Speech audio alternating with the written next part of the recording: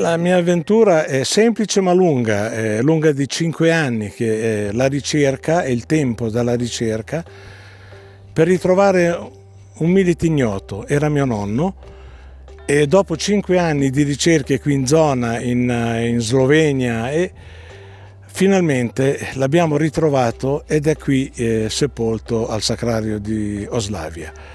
Inizialmente era con un nome errato, Umberto.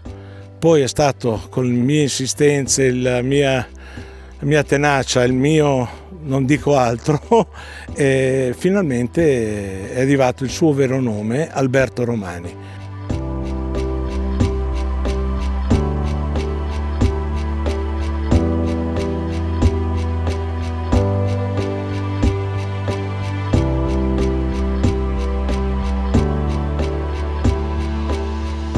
Lui è morto, aveva 34 anni, padre di 4 figli, era il padre di mia madre. E io sapevo che era solo sepolto in Italia, in casa si parlava poco, per non dire niente, del nonno della guerra. Io sono risalito al nonno vedendo alcuni cimeli di mia madre, che lei diceva sempre, è morto sul Carso, sul Carso. Il Carso è grande, non è una montagnola. E allora piano piano, alla morte anche di mia zia, la quale mi aveva lasciato in dono delle cartoline che mio nonno faceva scrivere, perché a quei tempi c'erano pochi che sapevano leggere e scrivere. Mia zia disse: Pietro, te li do a te perché tu sarai l'unico che riuscirai a trovare il nonno.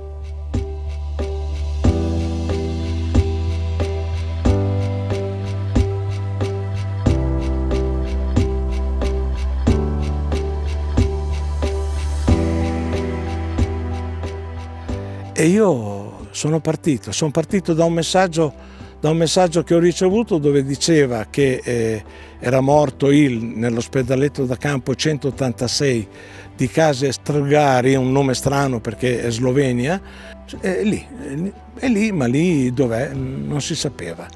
La mia insistenza in questi 4-5 anni mi hanno portato a non pochi viaggi, finché è arrivato un giorno, dopo tanta insistenza, la notizia che il nonno era qui.